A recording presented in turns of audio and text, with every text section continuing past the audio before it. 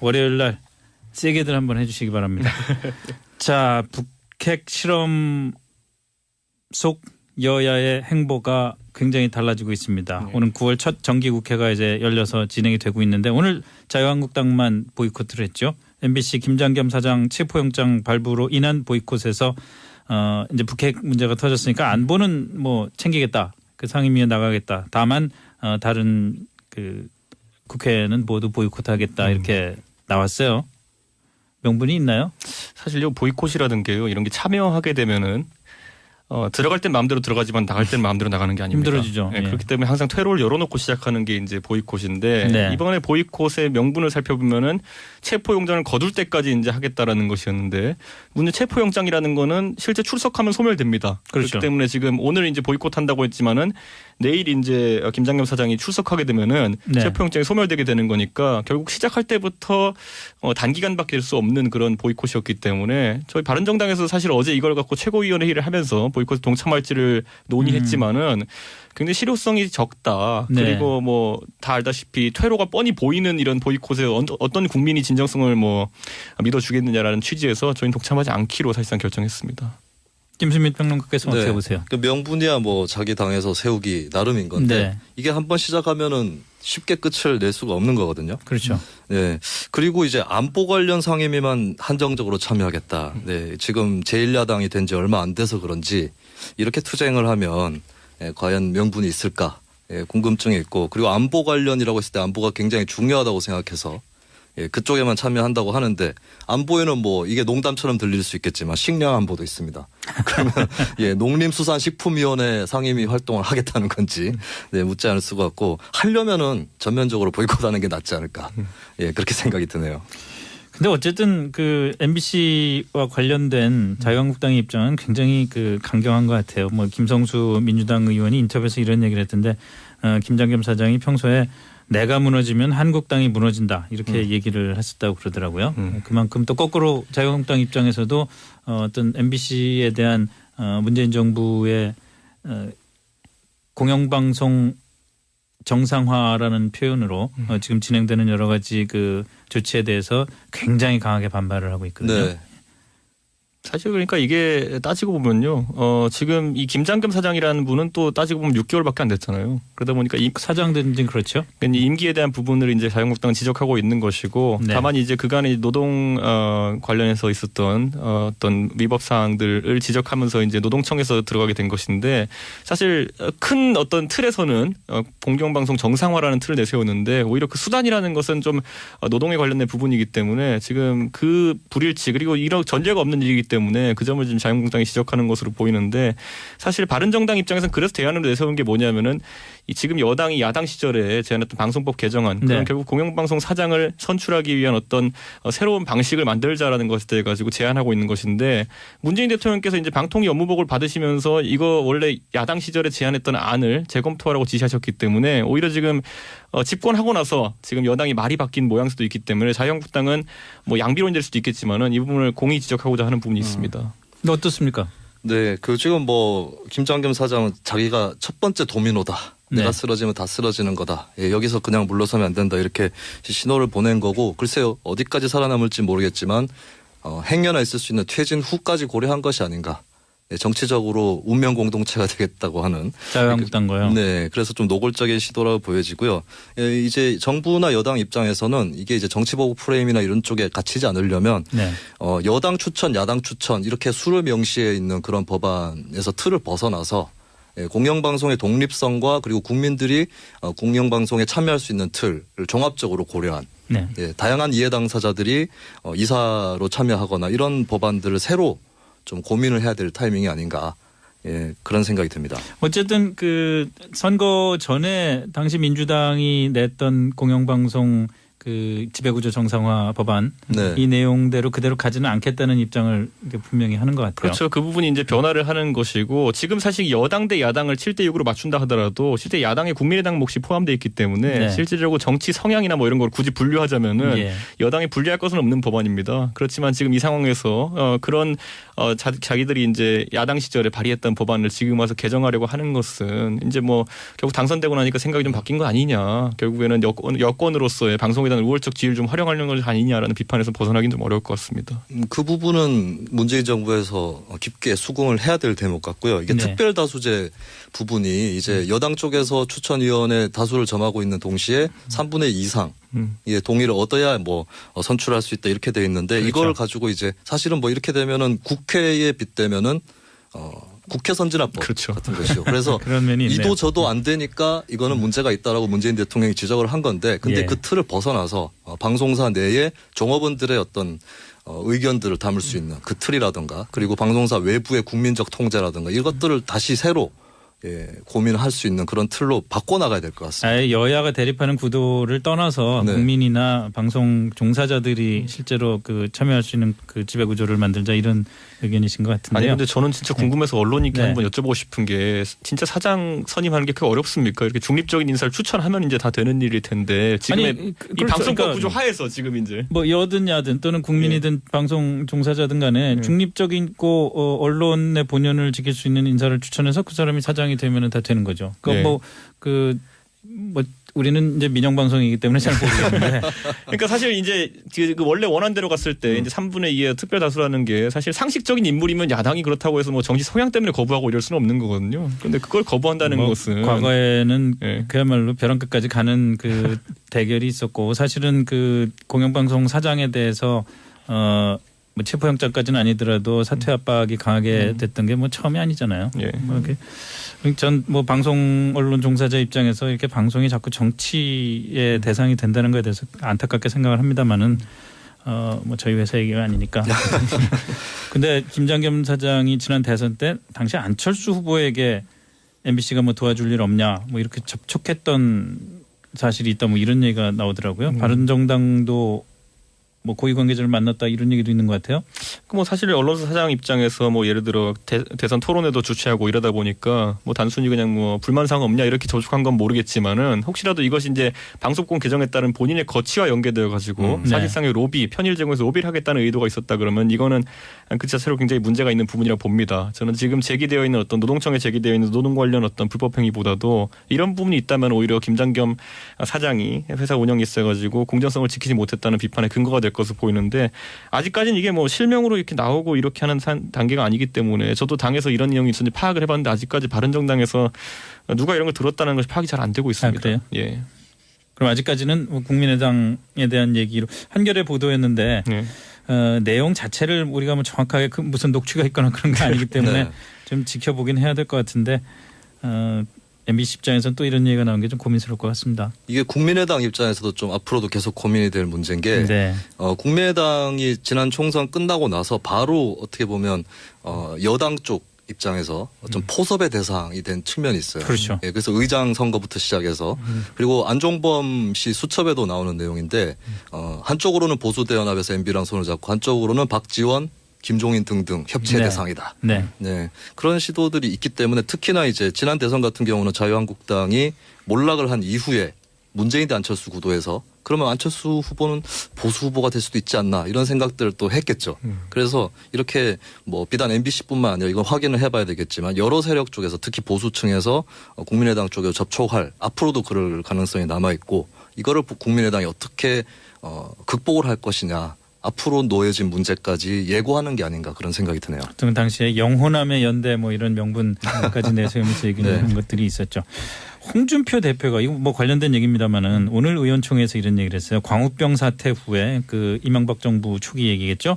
MBC를 바로잡기 위해서 여기서 바로잡는다는 것은 그 소위 말해서 광우병 사태를 좀 그 촉발한 면이 있는 MBC의 그 보도나 그 방송 방향을 바로 그 좀 더 보수 쪽에 유리하게 하기 위해서 미디어법을 만들었고 또 이른바 좌편향 MBC를 대응해서 종편을 만들었다. 그 뒤에 MBC가 공영방송으로 돌아오게 되었다 이렇게 발언을 해서 지금 논란이 일어나는데 이렇게 되면은 이 홍준표 대표의 말이 맞다면은 종편을 만든 이유가 드러나 버린 네. 그 취지가 드러나 버리는 게 되는 것 같잖아요. 네, 그렇죠. 그 전말을 다 자백해 버린 셈이 돼버렸고 그리고 홍준표 대표 인식에서 결정적인 문제가 정권이 교체됐을 때 그 정권을 잡은 쪽이 올바른 생각을 갖고 있다면 네. 그 정권이 언론 정책을 좌지우지하고 언론사의 명운을 바꿀 수 있다라는 네. 그런 프레임을 만든 거거든요. 그렇게 친다면 오히려 역으로 문재인 정권이 지금 보복을 하고 있고 정권 코드에 맞춰서 공영방송을 바꾸려고 하고 있다라고 공격하는 것은 맞지 않는 것이 되는 거죠. 그러니까 전형적인 뭐 소위 얘기하는 내로남불. 네, 이 코드에 스스로 갇히고 있는 언급이 아닌가. 자, 이 얘기는 이런 일이 있었다고 얘기하는 시점은 바른정당이 탄생하기 전 얘기이기 때문에 네. 이준석 최고위원 어떻게 생각하십니까? 저는 그런데요. 사실 이 정권이 보통 언론을 이제 불편하게 생각했을 때 하는 두 가지 대응 방법이 있습니다. 언론사를 직접 때리기도 합니다. 네. 그래서 노무현 정부 때는 세무조사 같은 거로 때렸죠. 네. 그렇게 하고 또 반대로는 또 물타기를 합니다. 언론 수를 확 늘려버린 수가 있습니다. 그래가지고 노무현 정부 때 이제 일간지들에 대항하기 위해 가지고 그 당시에 인터넷 신문을 기자 3명에 자본금 1,500만 원이면 설립할 수 있게 해준 것도 그 당시 하나 대책 중에 하나였는데 결국 그 이명박 정부에서 두 가지를 동시에 쓴 거였죠. 그러니까 결국에는 언론 수를 늘리는 것도 하나의 방책이었을 것이고요. 그리고 기존의 어떤 언론에 대해 가지고 어떤 사상을 자기 입맛에 맞게 선임하려고 했던 것도 하나의 방향성이었으니까 이건 지금까지 안타깝게도 정권들이 정권을 잡을 때마다 언론을 불편하게 생각했을 때 접근하는 두 가지 방법을 홍준표 대표가 뭐 이렇게 그냥 얘기해 버린 겁니다. 솔직하게. 예, 얘기해 버린 겁니다. 이분 평소 성격대로 할 말 못할 말 못 가린 겁니다. 제 생각에는. 평소에 자기 하고 싶은 대로 살지 않으면 병에 걸린다라고 말씀을 하셨죠. 뭐 말을 솔직하게 잘하는 분이긴 하죠. 예. 근데 뭐 결과적으로 종편을 만든 취지와는 다르게 된 면은 있어요. 사실 JTBC 같은 걸 봐도. 그렇죠. 근데 뭐 종편을 만들게 한 것이 원래 그러니까 간판을 붙인 거는 언론 다양화 그리고 뭐 새로운 미디어 환경에 대응한다는 것인데 뭐 홍준표 대표 생각은 좀 달랐나 봅니다. 전 뭐 방송 언론인 입장에서 예. 그냥 아까도 말씀드렸지만 언론을 좀 그냥 좀 놔주셨으면 좋겠어요. 저희가 열심히 잘할 테니까. 다른 얘기로 넘어가죠. 네. 또 뭐 언론에 대한 불편한 얘기 넘어가려고 바른정당 탓할까? 바른정당 네. 얘기로 넘어가겠습니다. 네. 이혜훈 대표, 네. 사실 오늘 뭐 얘기 들었더니 조금 볼썽사납긴 했어요. 무슨 네. 그 최고위원회인가요? 네. 그래서 있었는데 뭐 이혜훈 대표 자리를 안 만들어줬다면서요? 의총이었죠. 의총. 의총. 예. 근데 뭐 사실 당내에서는 이혜원 대표가 어느 정도 거칠 결정해야 된다는 여론이 높은 건 사실이고요. 다만 이제 거기에서 이혜원 대표가 지금 사실 좀 트라우마 상태에 있는 건 맞습니다. 왜냐하면 최근에 일련의 그렇겠죠, 사태로서. 당연히. 그래서 이제 조금 이제 시간을 주자, 마음 정리할 시간을 주자라는 것에도 공감대가 형성돼 있기 때문에 네. 아마 지금 뭐 하루 이틀간의 말미를 더 주자는 취지로 이렇게 결정된 것을 알고 있습니다. 근데 궁극적으로는 대표직에서 물러날 수밖에 없을 거라고 보는 건가요? 지금 이 상황에서 이제 리더십이라는 거는 사실 예. 이걸 어떻게 해명하는 거와 별개로 앞으로 바른정당이 새로운 개혁 보수로서의 가치를 내세울 때 그 메시지가 잘 전달될 수 있어야 되는데 이혜훈 대표는 좀 그게 어렵지 않냐라는 공감대가 있는 게 사실이고요. 다만 이제 무책임하게 지도부를 무너뜨리면은 물론이죠. 그게 또 이제 뭐 나중에 비대위 체제라든지 여러 가지 할 때 아예 뭐 형식적으로 문제가 생기는 경우가 있습니다. 그렇기 때문에 좀 그런 부분을 논의해가면서 이걸 결정하자고 하는 취지도 있습니다. 지난 한 1년 사이에 그냥 각 당에서 비대위가 하도 많아가지고 네. 그 비대위 그렇게 뭐 효과적일 것 같지 않다는 생각도 들고 말이죠. 네. 검찰이 수사에 본격적으로 사건을 배당해서 들어갔어요. 형사 3부가 서울중앙지검 형사 3부가 맡았다고 하는데 네. 어떻게 수사가 더 얼마나 찾아낼지는 잘 모르겠습니다만은 네. 흔히 우리가 그 정치권에서 지금 옥모 씨 사업가 이혜훈 대표를 접촉했던 이런 경우들이 많지 않습니까? 그렇죠. 어떻게 주변에 보니까 어떠세요? 근데 사실 이제 이런 사실 옥모 씨 같은 경우에는 뭐 기사를 검색해봐도 거의 한 20-30년간 정치권과 이런 네. 좀 가깝고 먼 관계를 그랬다고 유지했던 분으로 이렇게 알려져 있는데 사실 이분도 지금 이제 언론과 인터뷰화에서 뭐 청탁을 했다 이런 취지로 이야기했다고는 하지만은 예. 실제로 그렇게 되면 옥모 씨도 뇌물 공여자가 되게 됩니다. 그렇기 때문에 이 부분은 아마 지금 검찰에 가가지고 실제 조사를 하게 되면은 뭐 옥모 씨의 지금 뭐 진술이라든지 이런 것 상당히 달라질 수 있는 부분도 있고요. 법적으로 그렇겠죠. 좀 다툼이 있는 부분이 있을 겁니다. 하지만 그렇게 한다 하더라도 정치자금법의 영향은 받게 돼 있기 때문에 이 부분 아마 이혜원 대표가 해명하기 좀 쉽지는 않을 것으로 쉽지는 보입니다. 않을 것 같아요. 예. 뭐 그 우리 김수민 시사평론가께서는 녹색당 활동을 하셨는데 네. 녹색당 계실 때도 이런 그 정치권의 이런 인물 이런 분위기를 보셨나요? 저희는 원외 정당으로 활동을 했었고, 물론 그렇습니다만. 그리고 이제 아시는 분들은 아시겠지만 좀 NGO형 정당이다. 예. 그래서 오히려 시민단체 쪽하고 비슷한 거였기 때문에 이런 분위기하고는 좀 많이 다른 그런 판도 위에서 활동을 했었죠. 근데 제가 좀 궁금한 부분은 예. 그 국민의당 안철수 대표가 특히 그런데 이런 경우에 조금이라도 물러서는 기색이 보이면 사실이겠거니 의혹이 예, 이런 의심들을 받게 돼서 사실 정치판에서는 물러서면 안 된다라고 하는 법칙이 있는데 이해운 대표가 그걸 좀 견디기 어려운 상태인가 봅니다. 근데 이해운 대표 같은 경우에는 지금 뭐 사실관계에 대해 가지고 어느 정도 인정한 부분도 있고요. 네. 그렇기 때문에 뭐 안철수 대표 같이 완강한 상태는 아니다라고 이렇게 볼 수 있을 것 같고요. 다만 이제 대표라는 건 어쨌든 전당대회가 있은 지 얼마 안 됐기 때문에 결국 대표로서 마무리하는 부분에 있어가지고 네. 당의 안정성을 추구하는 부분도 있기 때문에 현실적인 고려를 좀 하고 있는 것 같습니다. 자, 우리가 이해운 대표 개인의 그 거취 문제가 그냥 단지 개인이 대표를 물러나는 거를 떠나서 네. 지금 특히나 보수 정치권에서 상당히 이슈거리가 될 수가 있는 게 이해운 대표가 자강론이라고 그랬나요? 네. 소위 말해서 자유한국당이라든지 그런 보수 세력이 바른정당이 같이 연대하는 거를 거부하고 네. 바른정당은 바른정당의 길을 가겠다. 네. 뭐 이렇게 얘기를 했었잖아요. 근데 네. 이해운 대표만 물러나면은 이 자강론은 바른정당에서 사라지는 겁니까? 아이고 자강론자가 더 많습니다 아직까지. 그래요? 예, 가장 대표적으로 이제 소위 말하는 이제 빅마우스 중에 한 분이죠 하태경 의원. 예. 하태경 의원도 대표적인 자강론자이기 때문에 네. 오늘도 자유한국당 의원들이랑 대거리 한번 하지 않았습니까? 그렇기 그렇죠. 때문에 그런 것처럼 자유한국당과의 관계를 개선하고자 하는 분들도 있겠지만은 아직까지는 자강론이 우세하기 때문에 특히 바른정당도 원외의 비중이 상당히 있습니다. 그렇기 때문에 원외에선 특히 뭐 자강론이 압도적으로 우세하기 때문에 이런 부분에서 뭐 급격한 지형 변화가 이루어지기는 어렵다 이렇게 볼 수 있을 것 같습니다. 이준석 최고위원은 어느 쪽에 들어가나요? 저야 자강론자 아니겠습니까? 그러면은 네. 자강론자이기 때문에 지금 자강론이 우세하다고 얘기하는 거 아니에요, 혹시? 근데 저 같은 경우는 이렇게 솔직히 말씀드릴 수 있을 것 같아요. 저 같은 경우 내년에 이제 저희 지역구에 보궐선거가 있다고 이제 예. 되는 상황 속에서 예. 단순히 구도상 놓고 덧셈 뺄셈으로 보자면요. 예. 연대 빨리 하러 가야죠. 그런데 그것과 관계없이 보수의 어쨌든 개혁이라는 큰 틀을 놓고 보면은 긴 틀에서 이제 보수가 이런 새로운 정당 차려서 이렇게 하는 기회가 한 2, 30년에 한 번씩 오거든요. 네. 그러니까 그 기회의 뭐 소중함이라는 것도 생각하지 않을 수 없습니다. 이 바른정당의 미래는 네. 저는 이게 좀 겁주는 얘기일 수도 있는데요.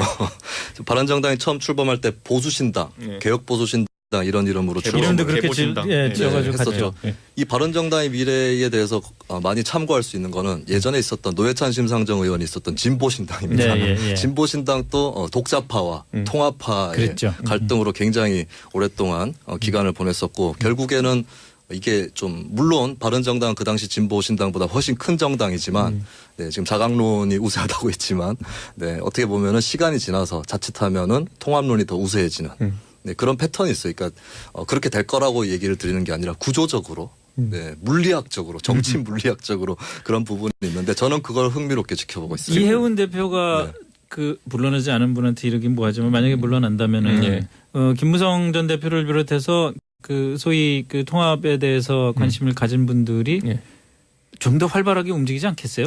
뭐 김무성 대표께서는 공식적으로 부인하고 있고요. 그거를 예. 지금 그런 움직임, 뭐 자유한국당과의 연구 모임이라든지 이런 것들이 통합을 위한 전초 단계다라는 걸 부인하고 있지만은 사실 그런 움직임이 보이는 건 사실입니다. 네. 하지만 우리 살펴보면 바른정당 원래 33명으로 시작했거든요. 그런데 그렇죠. 거기서 이미 13분 나가시면서 이제 그분들이 사실상 통합에 긍정적인 분들이었기 때문에 자강론이 남아 있는 분들 사이에서는 좀 우세한 상황이라서 김무성 대표께서도 그렇게 뭐 섣불리 그렇게 독단으로 움직이시긴 좀 어려울 겁니다. 지금 자강론자가 앉아서 얘기를 하니까 이건 그냥 넘어가겠습니다. 자, 민주당 추미애 대표가 교섭단체 대표 연설을 했는데 이제 북핵 관련된 얘기에서 이런 멘트를 한 거잖아요. 북한과 미국의 동시 특사를 파견해서 북미 남북 간 투트랙 대화를 추진하자 이렇게 제안을 했는데 사실 북핵 실험이 있고 나서 NSC를 정부가 열어서 거기서 이제 지금 대화 국면이 아니다라고 그냥 못을 박은 시점에 이 얘기가 나와버리니까요. 사실 이게 집권당 대표가 좀 너무 코드가 정부하고 안 맞는 거 아니냐 뭐 이런 얘기를 할 수도 있는 거고 사실 이것 때문에 바른정당도 그렇고 자유한국당도 그렇고 도대체 추미애 대표 생각이 뭐냐 이런 얘기가 나와버린 거란 말이죠. 어떻게 보세요? 그러니까, 먼저 네. 김수민 평론가 먼저 얘기해 보시죠. 아니를 하기보다는 저는 이 투트랙 대화라는 거는 항상 해왔던 얘기이기 때문에 네. 이거를 넘어서는 비전을 제시를 해야 될 것 같고 저는 이번에 북핵 사태를 지켜보면서 지금까지 대북 제재, 압박 이렇게 얘기해왔는데 통하지 않았다라는 게 드러났다고 봅니다. 그래서 이 또 제재 얘기하고 투트랙 얘기하는 거는 너무 관성에 있는 것이고 한국 보수 진영의 의견과는 좀 정반대로 네. 네, 과감하게 대화에 더 뛰어들어야 되지 않을까. 예, 그런 얘기를 해줘야 될 것 같은데 예, 그런 부분들이 좀 아쉽고 네 그렇습니다. 아니 근데 대화를 하고 싶어도 네. 대화를 받아줘야 대화를 하죠. 그러니까. 근데 물밑에서라도 더 얘기를 해서 지금 이제 미국과 북한 사이의 중개자 역할을 해야 되는 거죠.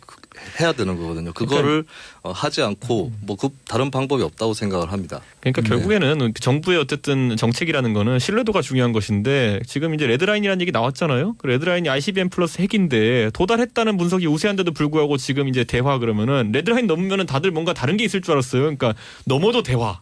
그럼 이 다음 단계는 또 뭐냐 했을 때 그 다음 단계도 대화 이렇게 된다고 한다면은 앞으로 뭘 설정해도 마지노선을 설정하든 뭘 해도 그게 국제적으로 거의 뭐 영향력이 없는 상황이 되기 때문에 국민이 진정성을 뭐 믿어주겠느냐라는 취지에서 저희는 독참하지 않기로 사실상 결정했습니다. 김수민 평론가께서 어떻게 보세요? 그 명분이야 뭐 자기 당에서 세우기 나름인 건데 이게 한번 시작하면은 쉽게 끝을 낼 수가 없는 거거든요. 그렇죠. 네. 그리고 이제 안보 관련 상임위만 한정적으로 참여하겠다. 네. 지금 제1야당이 된 지 얼마 안 돼서 그런지 이렇게 투쟁을 하면 과연 명분이 있을까? 궁금증이 있고 그리고 안보 관련이라고 했을 때 안보가 굉장히 중요하다고 생각해서 그쪽에만 참여한다고 하는데 안보에는 뭐 이게 농담처럼 들릴 수 있겠지만 식량 안보도 있습니다.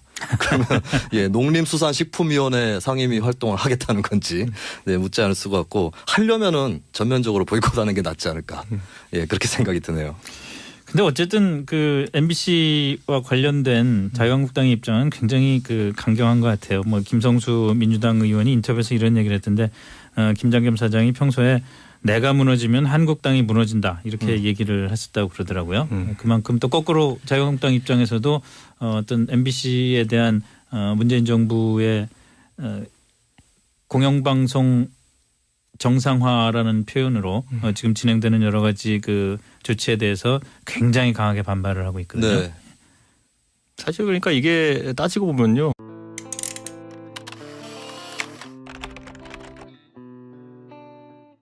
자, 월요일 날 세게들 한번 해주시기 바랍니다.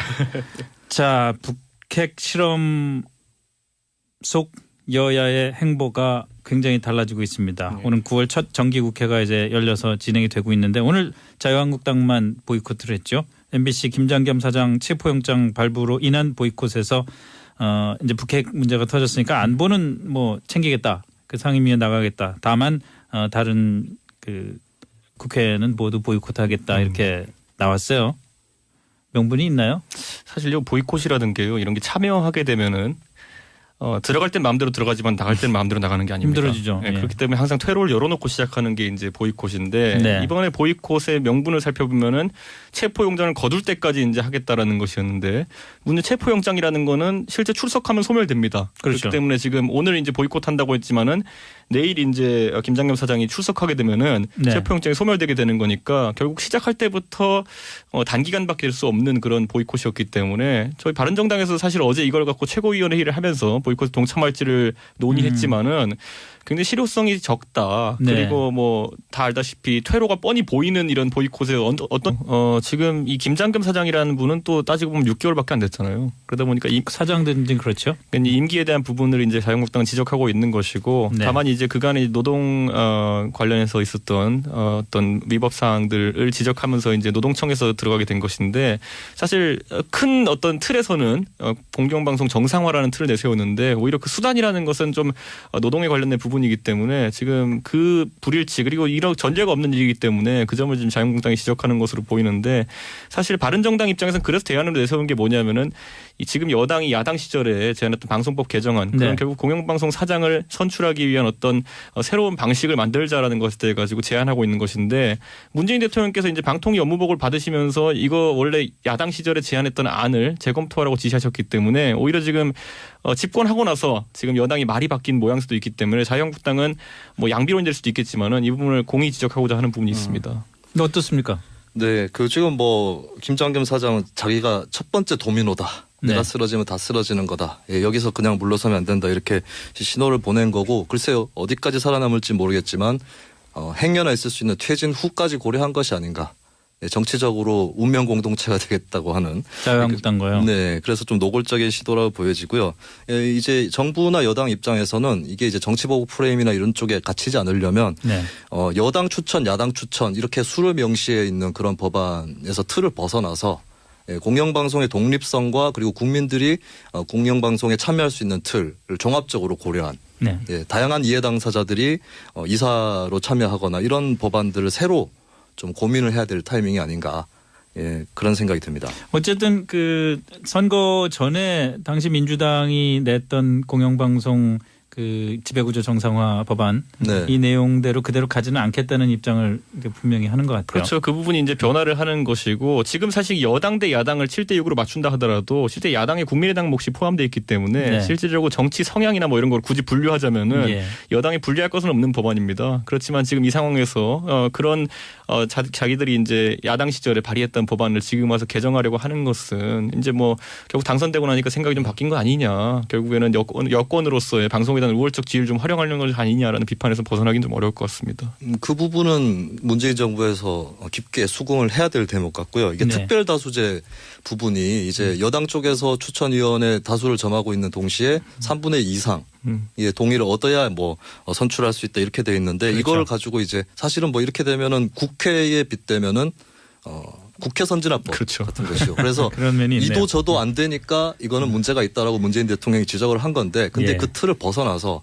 방송사 내에 종업원들의 어떤 의견들을 담을 수 있는 그 틀이라든가 그리고 방송사 외부의 국민적 통제라든가 이것들을 다시 새로 예, 고민할 수 있는 그런 틀로 바꿔나가야 될 것 같습니다. 아예 여야가 대립하는 구도를 떠나서 네. 국민이나 방송 종사자들이 실제로 그 참여할 수 있는 그 지배 구조를 만들자 이런 의견이신 것 아니 같은데요. 근데 저는 진짜 궁금해서 언론인께 네. 한번 여쭤보고 싶은 게 진짜 사장 선임하는 게 그렇게 어렵습니까? 이렇게 중립적인 인사를 추천하면 이제 다 되는 일일 텐데 지금의 아니, 이 그렇죠. 방송법 그러니까 구조 하에서 지금 이제 뭐 여든 야든 또는 국민이든 방송 종사자든 간에 중립적이고 언론의 본연을 지킬 수 있는 인사를 추천해서 그 사람이 사장이 되면 다 되는 거죠. 그러니까 뭐 우리는 이제 민영방송이기 때문에 잘 모르겠는데 그러니까 사실 이제 그 원래 원안대로 갔을 때 이제 3분의 2의 특별 다수라는 게 사실 상식적인 인물이면 야당이 그렇다고 해서 뭐 정치 성향 때문에 거부하고 이럴 수는 없는 거거든요. 그런데 그걸 거부한다는 뭐 것은 과거에는 예. 그야말로 벼랑 끝까지 가는 그 대결이 있었고 사실은 그 공영방송 사장에 대해서